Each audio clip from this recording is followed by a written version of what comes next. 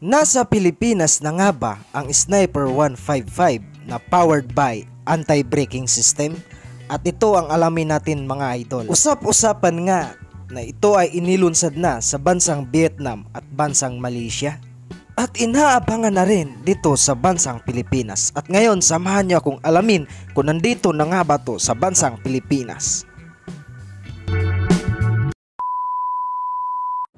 Usap-usapan na ngayon mga idol na isa sa binansagan ng King of Underbone ay magkakaroon na ng ABS or anti-braking system ay walang iba kundi ang Sniper 155 na unang inilunsad sa bansang Malaysia noong 2023 na inaabangan ng karamihan dito sa Pilipinas.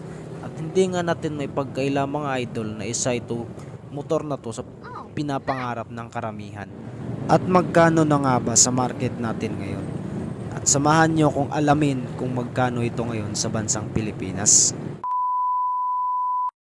At ito kagad bumungad sa atin mga idol na kulay gray orange at kulay black na 2023 model na nagkakahalaga ng 129,900 at sa down payment niyang 17,000 at magmamonthly ka ng 5,757.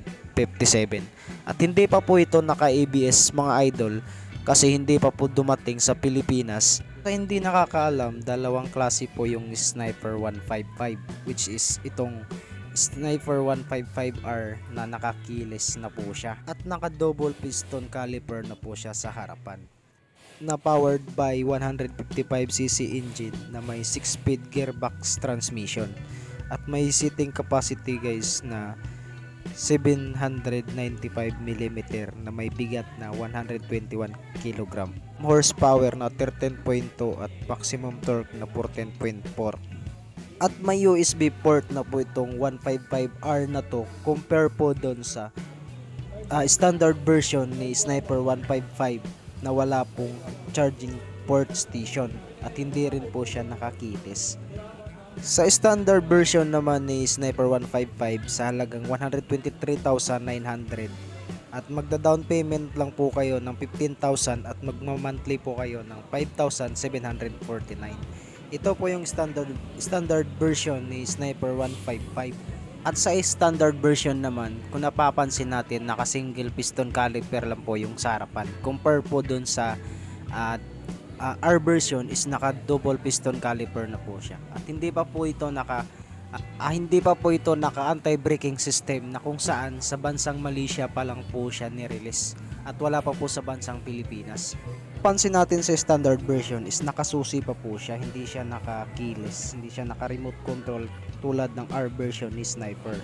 So ito yung difference between these two motorcycle na Sniper 155.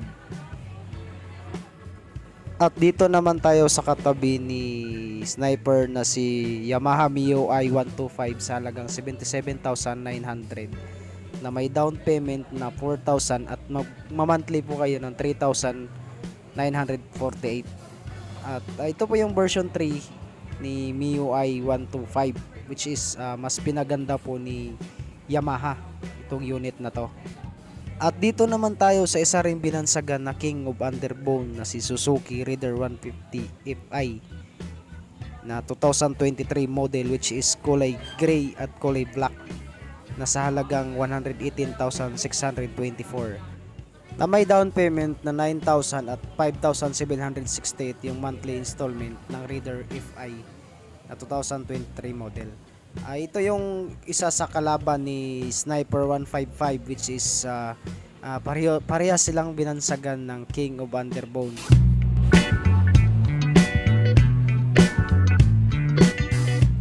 At dito naman tayo sa Raider 150 carb version ni Suzuki sa halagang 105,624. Ito yung updated price po ngayon ni Raider carb.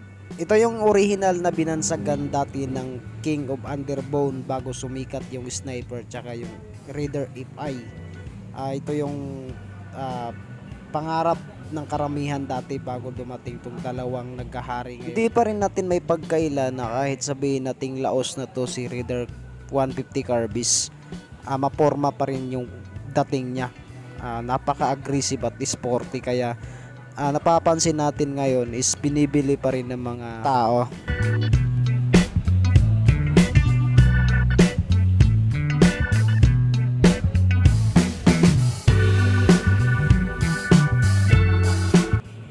At dito naman tayo sa bagong upgrade ni Bajaj N250cc na upgraded ng anti-braking system sa harap at likod ng gulungan niya. Napapansin natin sa tail light niya ay mga idol is kaparehas ng Kawasaki Ninja. Napakaganda ng upgrade ni Bajaj 250cc. At napapansin natin mga idol is nag-iisa pa lang siya dito sa kasa na to. At wala pa akong napansin nito sa kalsada na ginagamit ng mga tao.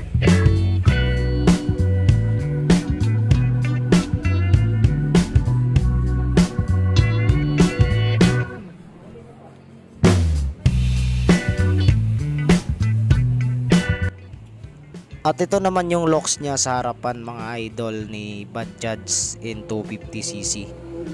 Unique yung headlight niya na parang kahawig ni Yamaha M15. Papansin natin mga idol, upgraded na po ito ng anti-braking system at naka-liquid cooled na po rin siya. So napakaganda naman ng upgrade ni Bajaj sa bagong unit nila na sa tingin ko is kapalit ni Rouser 200cc. Mapapansin natin mga idol, Rouser N250 yung bagong labas ni Kawasaki Bajaj. At wala pa akong nakikita nito sa kalsada. Talagang halatang bagong display pa ito dito sa kasa. At dito naman tayo sa katabi ay mga idol, itong si Click 160 sa halagang 123,890. Ito yung bagong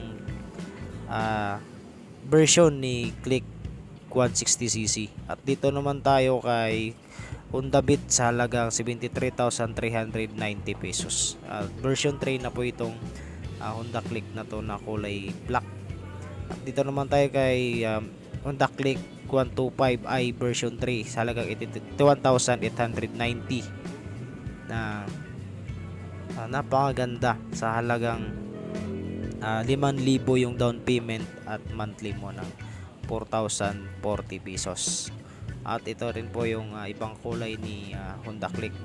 At ayun lang po mga idol, sana nakapag-subscribe na kayo sa aking channel. Bye-bye!